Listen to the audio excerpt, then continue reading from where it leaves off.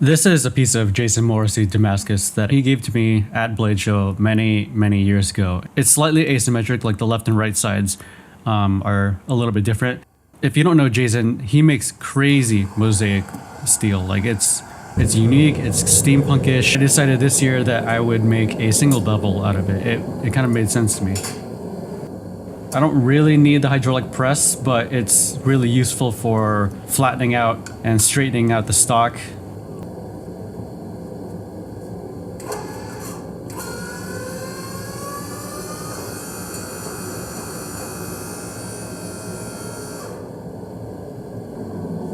So first I want to make sure it's hot so that I don't rip open any welds or anything like that.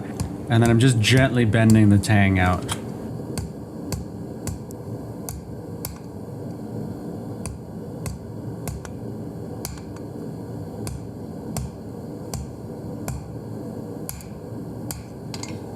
And yeah, this is where I should use more bricks at the opening to isolate the heat so I don't heat up the entire blade, I just heat up kind of where the tang is. And I need to find the template to use as a reference. The template's a full long unagi, and this one won't be that long. And I always lose my gloves.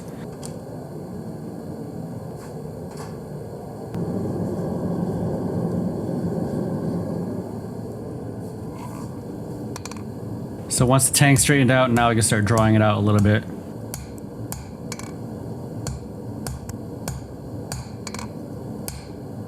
And it doesn't have to be super long, I just need it long enough. Eventually there will be a threaded part so that I can do a takedown handle on it.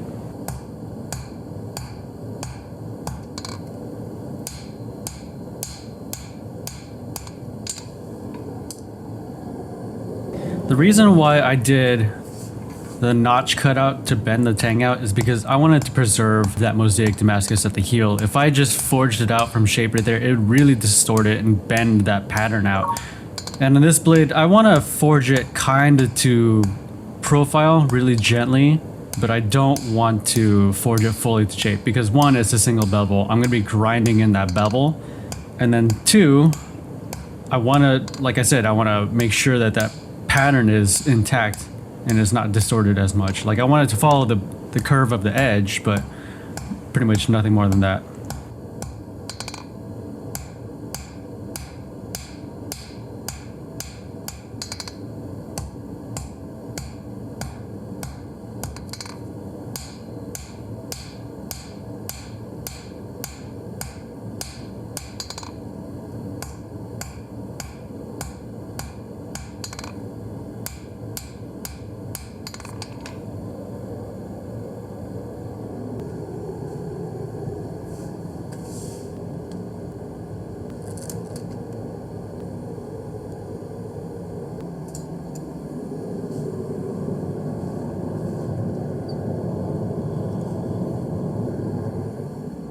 So now I'm just gonna boop it really quick, flatten it, and that's it.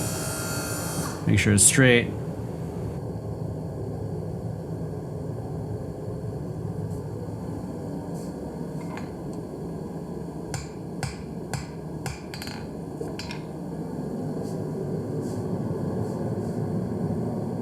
The forge also looks extra hot, but that's just the camera settings with those exposure.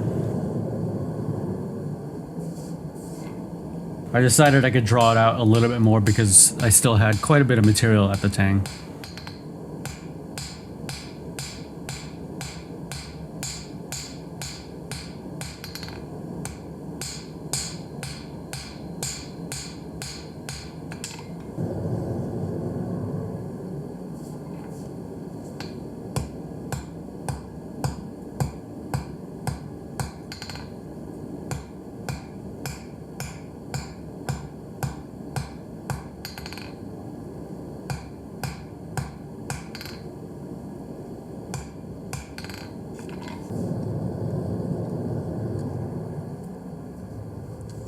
One more time, flatten it out, make sure it looks straight. One more.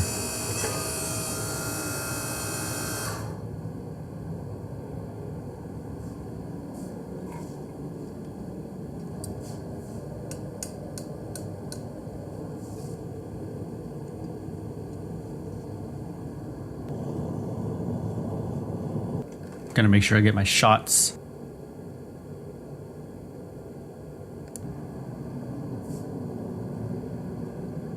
Feeling if the propane is frosting over and if it's still got gas. And it doesn't have gas. And like I said, this is a very, very early preliminary forging setup, so I don't even have bigger propane tanks. Just using the little guys.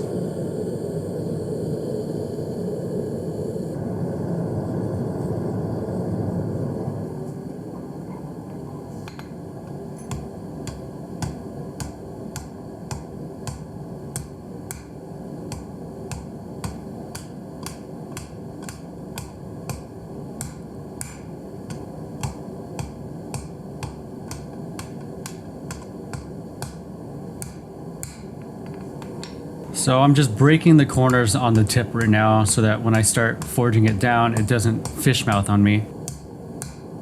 And I'm just gonna slightly forge in the tip. I don't need like a super small sharp point. I actually don't want a super small sharp point.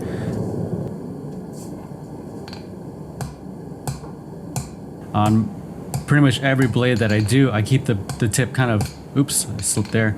On pretty much every blade that I do, I keep the tip a little bit blunt. It helps keep things more rigid. It keeps more stiffness in there while I'm grinding it, and it acts as a heat sink, so it helps me kind of in every aspect. I just cut the tip in at the very end.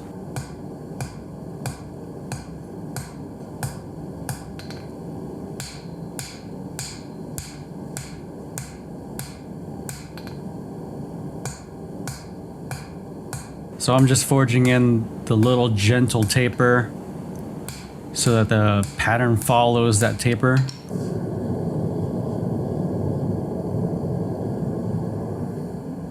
And then just flattening it out. The blade's not gonna have much like ornate forging to it. I'm really just forging it to profile, and then that's it.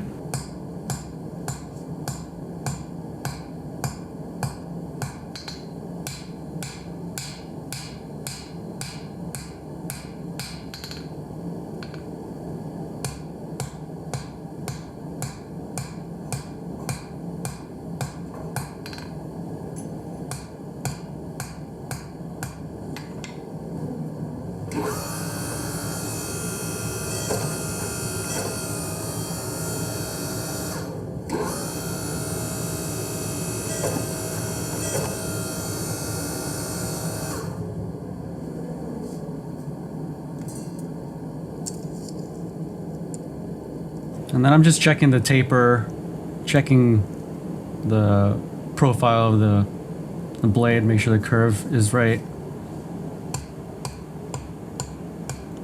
And then making small little adjustments.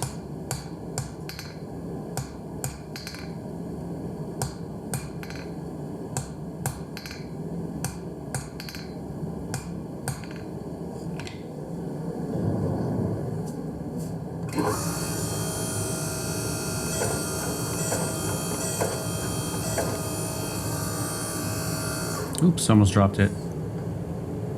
Looks straight though.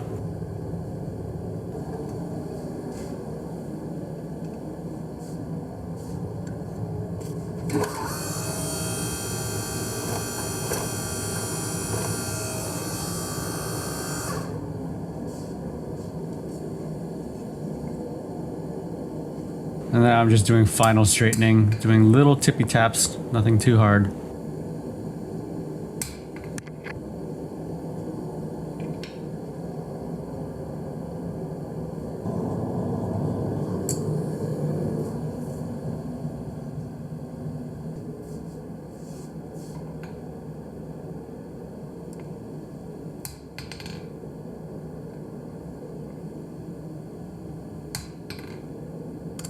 I just kind of look at where the bends are, note where they are with my hammer, and then I just do a little small tap there.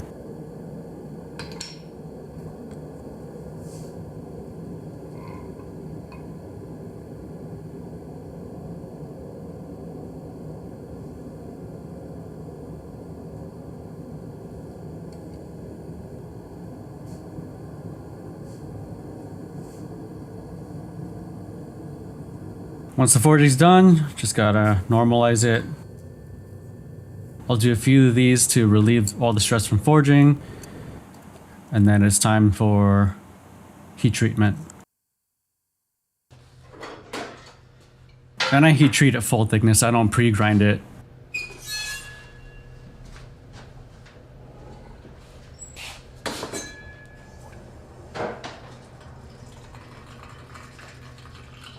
Oh, that's a scary sound. What's happening? Yeah, what was that? I don't know. Oh, I almost dropped it.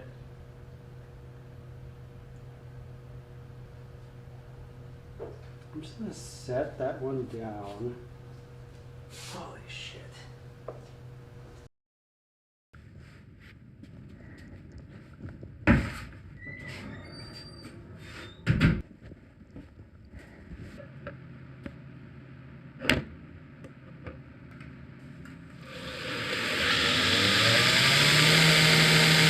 Once it's all hardened and tempered, it's time to rough grind it. Here I'm just taking off a lot of the bulk material. I don't even worry about straightening it. Single bevels warp at every single stage, and you just have to learn how to correct the warps. So I grind in a very obtuse, coarse bevel with a beat up belt.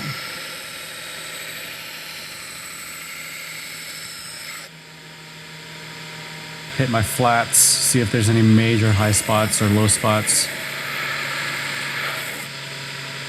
And to make sure to use a really old beat up belt, because I don't want to waste a good belt taking off all the scale and going hard on it. And because the blade is still thick right now and I'm using a 36 grit belt, I'm not really worried about heat. It's not building up a ton of heat at the edge anyways. I like to use a lot of pressure at this stage too. Like this is really just like I'm just taking off a lot of material as pretty much as quickly as I can. I change how I hold the blades a lot, I change my stance a lot, but I really need to put a lot of pressure in there. I'm putting quite a bit of my body weight into it. I have almost like an athletic stance with one foot back, and I'm leaning really hard into it. And you could lean hard into these belts as long as you're kind of paying attention to the belts and you're not abusing them, and you pay attention to the seam.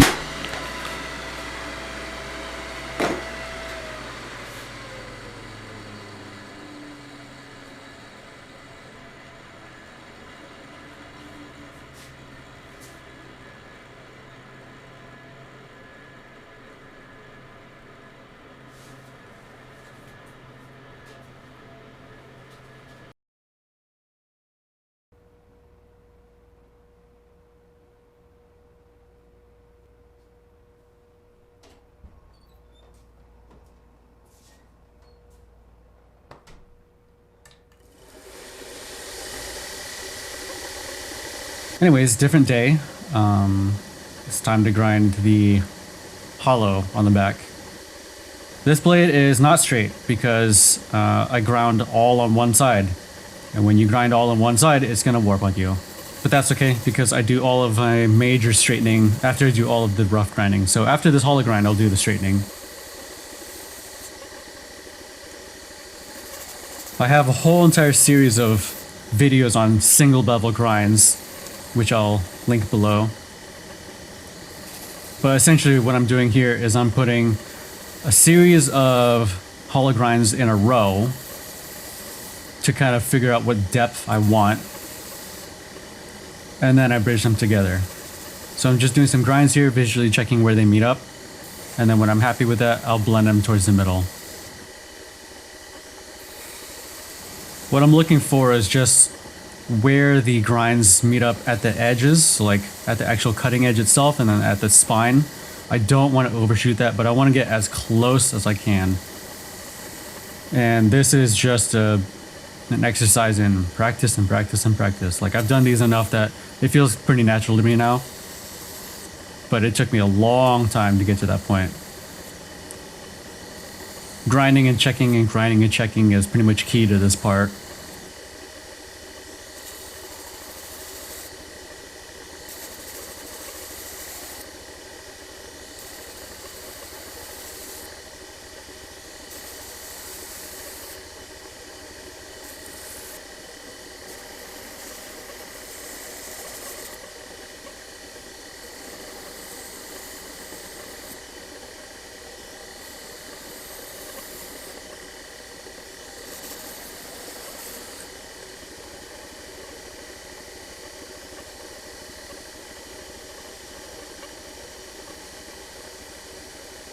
when I'm happy with where the two bevels are, then I turn it diagonally and I hit that middle part. It basically bridges the gap, and then it gives me that kind of like fry pan hollow grind shape. And again, I'm checking where the grind ends up, because now it's going to be, now that I'm grinding diagonally, it's going to be hitting at very different spots. And it's really easy to overshoot it here. And the reason why I'm doing this, again, I covered it in my whole entire series of Yanagi videos, but you don't want actually a simple single radius hollow grind on the back. Pretty much every traditional single bevel knife from Japan has a compound ura, meaning it's like a fry pan shape. It's steeper towards the edges and it's flatter in the middle. And this is to have a crisp ura towards the edges and then be able to maintain a certain depth. Otherwise you're either going too deep in the middle, or it's not going to be crisp towards the edges, and it's kind of compromising the lifespan of that ura. And then now I'm just kind of looking where the major warps are.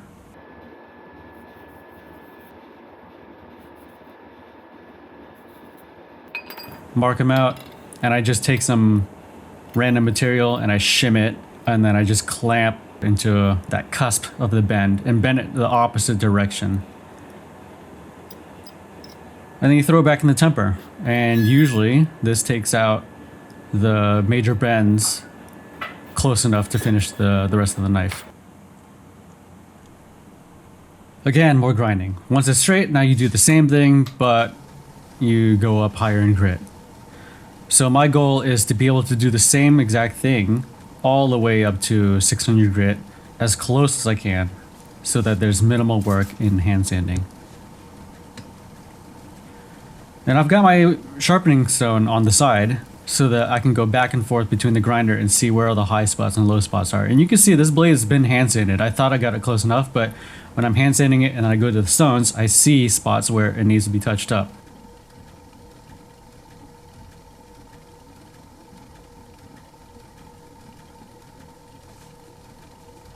And this is the scary part, because if I slip here, it's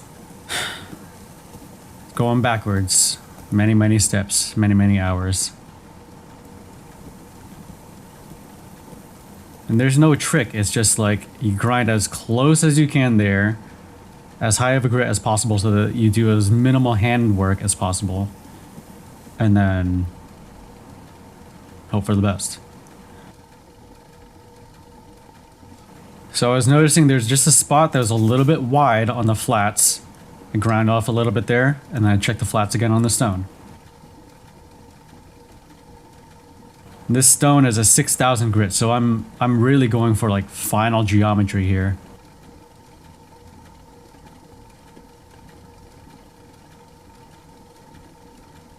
Now I look at it in the light, see how it looks, see how the width of that flat uraoshi is. And then if it's done, then it's time to finish it again.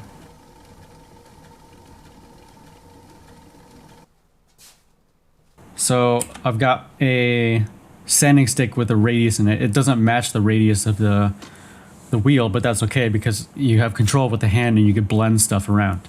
I'm trying to use this glue right here. 3M feathering adhesive is discontinued, which sucks, so I'm just trying a bunch of different stuff out. This is tack it over and over. I don't really like it.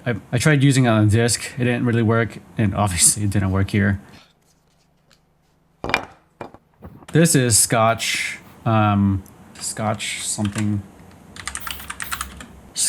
spray mount. And I found that it actually works pretty well. Stick it on there, make sure it's good, and then I can start sanding it. And this sanding surface is long so that I could blend stuff together really well. It doesn't like follow all the low and the high spots. It's gonna show me where the low and the high spots are.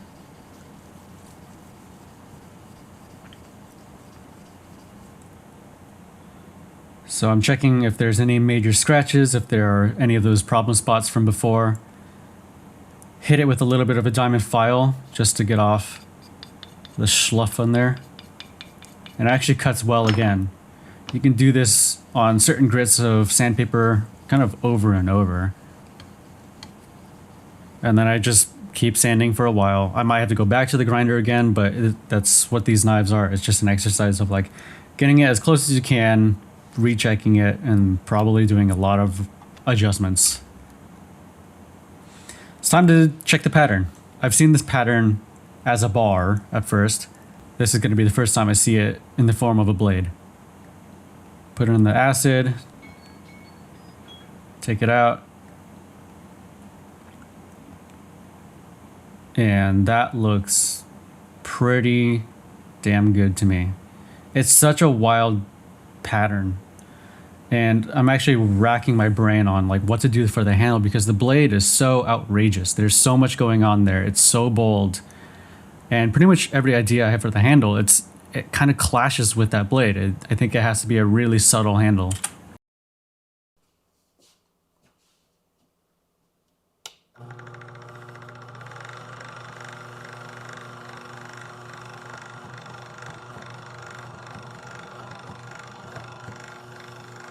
Here I'm just making a quick bolster piece. The mini mill is really nice for that. I used to do this all by hand, and it would take me like an hour just to like drill a piece sloppily and then file it all out and then keep checking. Whereas this gets you much closer, much quicker. I still have to do a lot of file work because the cross section of this geometry is like a weird hollow ground back thing. So I get it kind of close with this, and then I have to chase it with a file and get it as close as I can with that. It's not a perfect rectangle.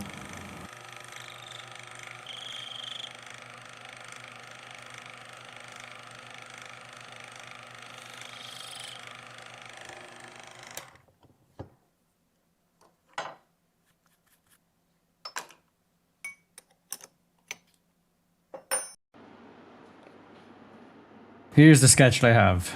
Here's the handle that I've come up with. It's shredded carbon fiber with gold tinted powder and black paper micarta. It's a sandwich construction, takedown handle in the back. The hole for the back was a major, it's not a pain, but it's super tricky to do to get everything aligned because the tolerances are tight. I had a bunch of different ideas sketching them out. None of them really looked good. They just didn't work with the blade. That was the closest one right there. It's basically my traditional tapered hexagon shape.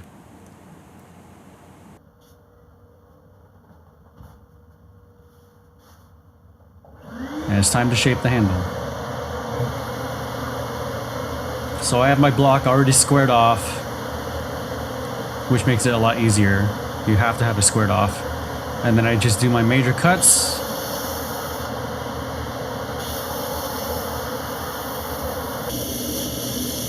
I do the cuts on every corner, and then I check the distance from those cuts to the center lines, which is basically those racing stripes that I have in there.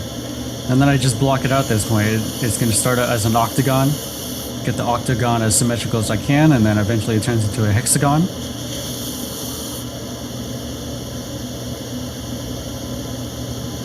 And because I have this handle block squared off and it's perpendicular and everything, it makes this job much easier. If it's not squared off, then you're fighting a losing game. It's all about the foundation of the grind beforehand, like setting up everything so that it's flat, straight, perpendicular, parallel, symmetrical. That is the most important part for handle shaping. And it's easier in this handle construction because your liners and the racing stripes, those are your center line. Otherwise you have to lay it out, make sure you draw out the correct lines, just make sure your layout is good. So this belt is starting to burn the handle material a little bit. You can tell it doesn't cut well. And that just means there's a lot of surface area in contact. And I'm just gonna take this diamond point and rake it over the surface. And then I use it's just a different diamond cleaning up tool thing. And that just makes it so I have a flat-ish belt again. And then when you do that, it cuts well again, and you can do that multiple times before the belt starts just kind of fully degrading.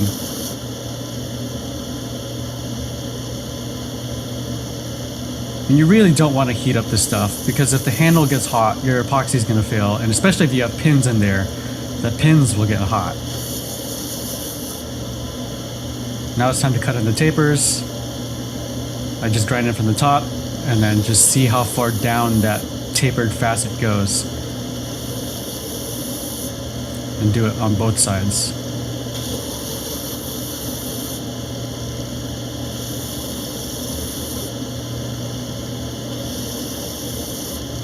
I visually check both sides, make sure everything lines up symmetrically, make sure it feels good. I have to look at it from every single angle to make sure it's spot on. Because I miss stuff. If I only look in one direction, the back sides can be off or something like that. Or I'm just, you know, like your eyes can miss stuff easily. Once it's bulked out on the grinder, it's time for the disc.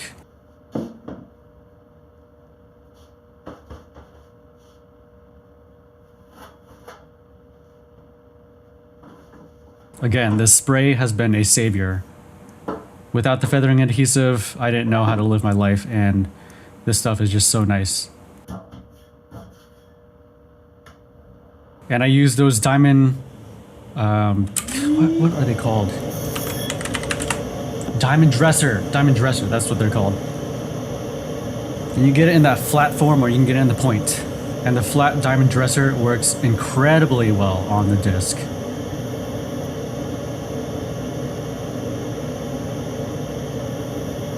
So what I'm looking for here is I'm just looking at all the low spots, all the coarse scratches. I grind a little bit, check. I grind a little bit, check. And just watch until all those little scratches disappear. And I watch my lines too. I don't want to re-grind stuff. I want to make sure things still line up symmetrical. And I want to make sure that I'm not making multiple new facets. It's all the same facet.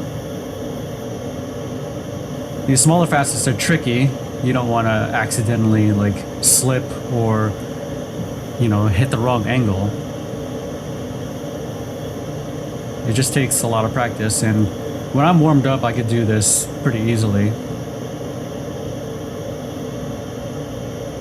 Sometimes it takes a gentle little nudge on there just to see, like, is this the right angle or not? Once the facet's established, it's a lot easier to go in there and stuff.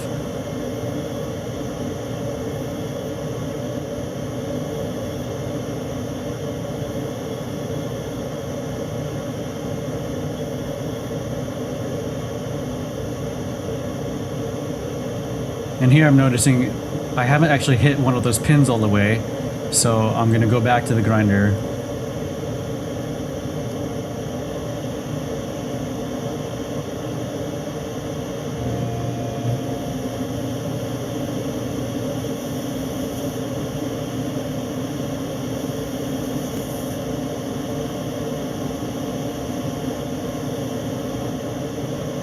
And then back to the disc.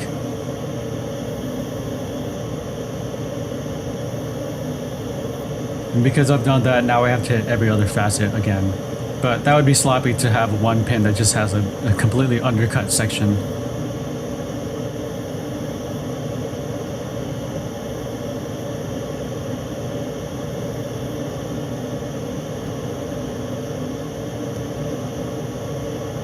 And then I just do this until I'm all the way up to basically 1200 grit.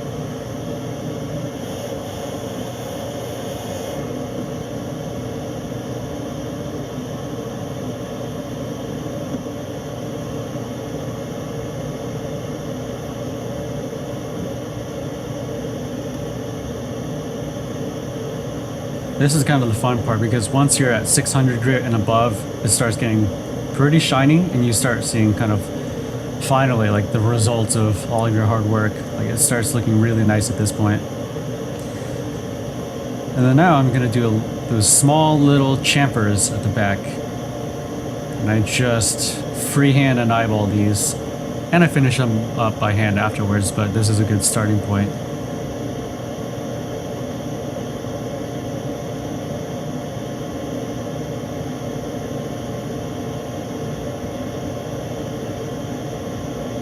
And then once these are done, it's hand work, it's finishing up the blade, it's the usual stuff that you've seen me do the stuff that takes the longest part.